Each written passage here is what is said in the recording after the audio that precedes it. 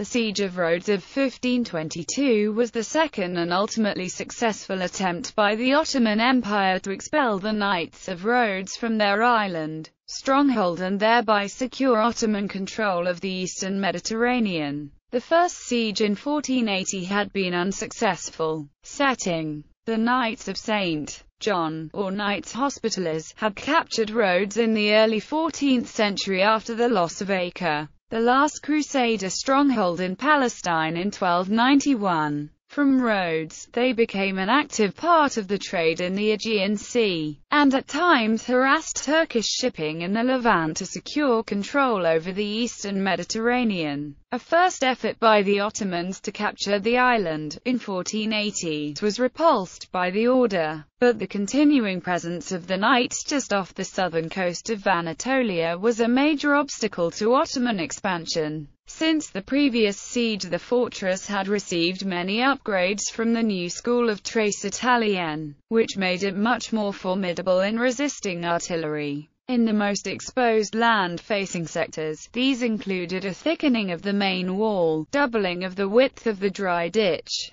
coupled with a transformation of the old counterscarp into massive outworks, the construction of bulwarks around most towers, and caponiers enfilading the ditch. Gates were reduced in number, and the old battlement parapets were replaced with slanting ones suitable for artillery fights. A team of masons, laborers and slaves did the construction work. The Muslim slaves were charged with the hardest labor. In 1521, Philippe Villiers de l'Isle Adam was elected Grand Master of the Order. Expecting a new Ottoman attack on Rhodes, he continued to strengthen the city's fortifications, work that had begun after the Ottoman invasion of 1480 and the earthquake of 1481, and called upon the Order's knights elsewhere in Europe to come to the island's defense. The rest of Europe ignored his request for assistance, but some Venetian troops from Crete joined the knights, and Sir John Rawson, prior of the Order's Irish house, came alone. The city was protected by 2 and, in some places 3, rings of stone walls and several large bastions. The defense of the walls and bastions was assigned in sections to the different lands into which the knights had been organized since 1301. The harbour entrance was blocked by a heavy iron chain, behind which the Order's fleet was anchored. Invasion. When the Turkish invasion force of 400 ships arrived on Rhodes on 26 June 1522, they were commanded by Çoban Mustafa Pasha. Sultan Suleiman himself arrived with the army of 100,000 men on 28 July to take personal charge. The Turks blockaded the harbour and bombarded the town with field artillery from the land side, followed by almost daily infantry attacks. They also sought to undermine the fortifications through tunnels and mines. The artillery fire was slow in inflicting serious damage to the massive walls, but after 5 weeks, on 4 September, 2 large gunpowder mines exploded under the Bastion of England, causing a 12-yard portion of the wall to fall and to fill the moat. The attackers immediately assaulted this breach and soon gained control of it. But a counter-attack by the English brothers under Fra Nicholas Hussey and Grand Master Villiers de l'Isle Adam succeeded in driving them back again.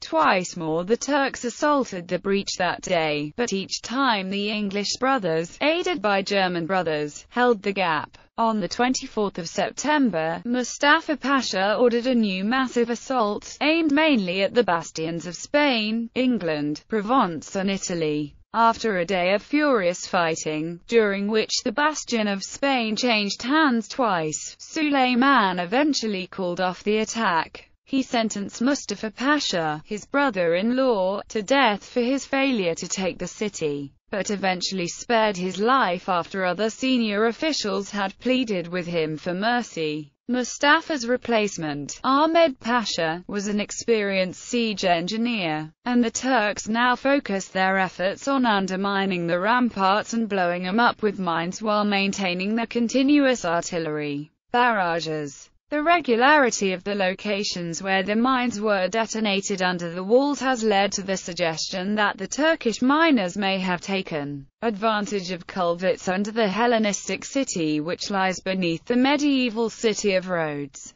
Another major assault at the end of November was repelled, but both sides were now exhausted, the knights because they were reaching the end of their capacity to resist and no relief forces could be expected to arrive in time. The Turks because their troops were increasingly demoralized and depleted by combat fatalities and disease spreading through their camps. Suleiman offered the citizens peace, their lives and food if they surrendered. The alternative would be death or slavery if the Turks were compelled to take the city by force. Pressed by the townspeople, Villiers de l'Isle Adam agreed to negotiate. A truce was declared for 11 to 13 December to allow negotiations, but when the locals demanded further assurances for their safety, Suleiman was angered and ordered the bombardment and assaults to resume. The bastion of Spain fell on the 17th of December. With most of the walls now destroyed, it was merely a matter of time before the city would have to surrender, and on the 20th of December, after several days of pressure from the townspeople, the Grand Master asked for a fresh truce end. On the 22nd of December, the representatives of the city's Latin and Greek inhabitants accepted Suleiman's terms, which were generous. The knights were given 12 days to leave the island and would be allowed to take with them their weapons and any valuables or religious icons they desired. Islanders who wished to leave could do so at any time within a 3-year period. No church would be desecrated or turned into a mosque. Those remaining on the island would be free of Ottoman taxation for 5 years. On the 1st of January 1523, the remaining knights and soldiers marched out of the town, with banners flying, drums beating and in battle armor. They boarded the 50 ships which had been made available to them and sailed to Crete, accompanied by several thousand civilians. Aftermath. The siege of Rhodes ended with an Ottoman victory. The conquest of Rhodes was a major step towards Ottoman control over the eastern Mediterranean and greatly eased the maritime communications between Constantinople and Cairo and the Levantine ports. Later, in 1669, from this base Turks captured Venetian Crete. The Knights Hospitaller initially moved to Sicily, but, in 1530, obtained the islands of Malta and Gozo and the North African port city of Tripoli in fief from Emperor Charles V.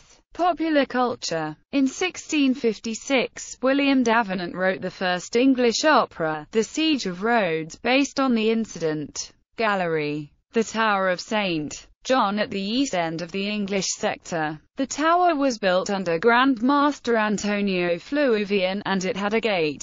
Later a barbican was built around it under Grand Master Piero Raimundo Zacosta. Finally the large pentagonal bulwark was built in front of it c. 1487, and the gate was removed. Grand Culverin of Francis I of France with salamander emblem and inscription in Arabic language, Siege of Rhodes. Musada l'Armaqt. The Tower of Italy had a round bulwark built around by Grand Master Fabrizio del Carota in 1515–17, and provided with gun ports at lowest level covering the ditch in every direction, for a total of 3 stacked tiers of cannon fire. Bombard mortar of the Knights of St. John, Rhodes, 1480–1500. Founded at the request of Pierre de Aubusson, the bombard was used for close defense of the walls. It fired 260 kilograms granite balls. The bombard weighs 3,325 kilograms. Musada l'Armaqt. Culverin with the arms of Philippe Villiers de l'Isle Adam, Rhodes.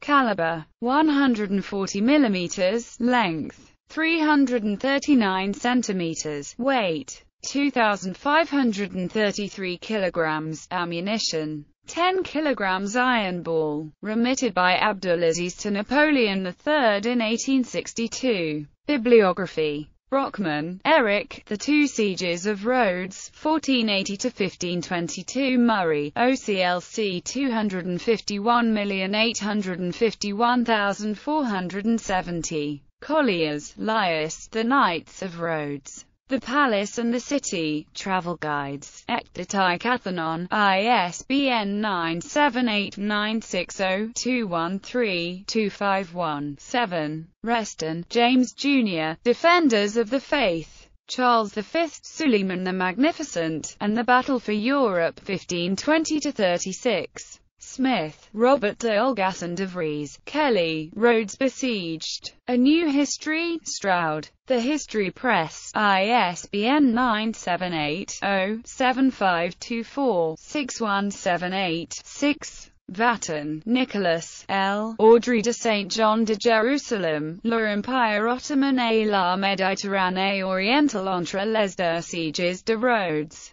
Collection Turcica, 7 Peters, ISBN 978-90-6831-632-2. Weir, William, 50 Battles That Changed the World. The Conflicts That Most Influence the Course of History. The Career Press, 2001. pp. 161-9. ISBN 1-56414-491-7.